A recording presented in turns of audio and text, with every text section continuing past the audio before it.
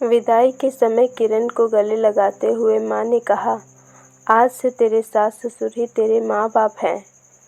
तभी सविता जी बोलती हैं, चिंता न करो समधन जी, बहू नहीं बेटी ले जा रहे हैं। किरण का ससुराल में पहला दिन था। वह सुबह जल्दी उठकर नहा धोकर तैयार हो गई। बहू को देखने के लिए अभी रिश्तेदारों का आना जाना चल रहा था कि किरण की सास सविता जी कमरे में आती हैं। अरे यह क्या बहू, तुम ऐसे ही बैठी हो बिना घूंघट के? नई नई शादी हुई है, सबको ऐसे ही मुंह दिखाती फिरोगी क्या? चलो घूंघट कर लो। किरण को पहले ही दिन अपनी सास सविता के ऐसे व्यवहार की उम्मीद न थी। शादी के पहले फ़ोन पर जब भी बात होती थी तो हमेशा यही कहती थी, दिया की तरह तुम भी हमारी बेटी हो, बेटी की तरह रखेंगे। फिर ये क्या? किरण ने सोचा शायद अभी रिश्तेदारों का आना जाना है, इसलिए ऐसा कह रही हो। किरण ने उनकी बातों को अपने दिल से नहीं लगाया और लंबा घूंघट करके बैठ गई। मेहमानों के जाने के बाद भी सविता जी हमेशा किरण को ससुर जी के सामने घूंघट लेने के लिए टोकती रहती। एक दिन सविता जी और किरण साथ में खाना खा रही थी। किरण को और रोटी चाहिए थी। घर में कोई और था भी नहीं तो किरण ने सोचा खुद ही रोटी उठा ले। किरण ने जैसे ही हाथ बढ़ाया, सविता जी जोर से चिल्लाए, अरे पूरे रोटी को जूठी कर दोगी क्या? बहुओं का जूठा छुआ ससुर जी नहीं खाते, तुम्हें नहीं पता क्या?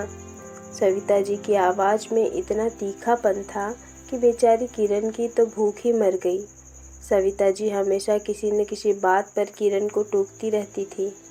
बहू ये मत करो, बहू वो मत करो। किरण हमेशा सोचती थी, अब मैं और नहीं सुन सकती। लेकिन परिवार में शांति बनाए रखने के लिए कभी सविता जी को पलटकर जवाब नहीं देती। हमेशा हंसमुख और चंचल रहने वाली किरण गुमसुम रहने लगी। ससुराल में उसे घुटन सी होने लगी। किरण के मायके से जब भी कोई मिलने आता, सविता जी उन सबसे यही बोलती फिरती कि किरण तो हमारी बेटी है और हम उसके माँ बाप बिल्कुल बेटी की तरह रखते हैं। एक दिन किरण और उसकी ननद दिया किसी बात को लेकर जोर जोर से हंस रही थी। तभी सविता जी गुस्से से आती है, बहुएं इतनी जोर से हंसती है क्या? पड़ोसी भी सोच रहे होंगे इनकी बहू तो जोर जोर से हंसती है, जोर जोर से बोलती है। तुम्हारे माँ बाप ने कोई संस्कार नहीं सिखाए क्या? माँ बाप के संस्कार पर सवाल उठाने पर किरण से रहा न गया। वह बोल उठी, माँ जी, आज आप मुझे बता दीजिए कि मुझे यहाँ बेटी की तरह रहना है या बहू की तरह। एक ओर तो आप सबसे यही बोलती फिरती हैं कि किरण को हम बेटी की तरह रखते हैं, तो क्या बेटियाँ हमेशा घर में घूंघट में रहती हैं? बेटियों का छुआ भोजन कोई पिता नहीं खाता क्या? बेटियाँ अपने घर में जोर जोर से हंस बोल नहीं सकती क्या?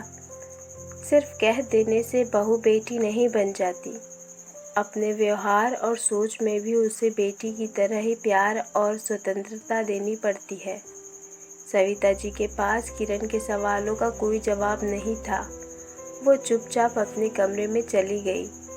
दोस्तों, मैं इस कहानी के माध्यम से यही बताना चाहती हूँ कि हमारे समाज में आज सभी ससुराल वाले यही कहते हैं कि हम बहू को बेटी की तरह रखते हैं।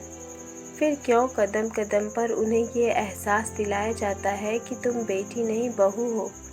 सिर्फ बहुओं से ही ये अपेक्षा की जाती है कि वह सास ससुर को माँ बाप की तरह प्यार और सम्मान दे। और जो लड़की अपने माँ बाप भाई बहन को छोड़कर आती है, वह ससुराल में सभी को अपने परिवार की तरह मान भी लेती है।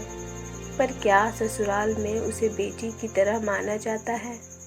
उसे बेटी की तरह पहनने ओढ़ने घूमने फिरने हंसने बोलने की आज़ादी दी जाती है? ये छोटी सी इन्फॉर्मेशन अगर अच्छी लगी हो तो प्लीज़ वीडियो को लाइक करिए और चैनल को ज़रूर से सब्सक्राइब करिए। स्टोरी में यहाँ तक बने रहने के लिए आपका बहुत बहुत धन्यवाद। फिर मिलते हैं एक नई और बेहतरीन स्टोरी के साथ। तब तक के लिए बाय बाय, टेक केयर।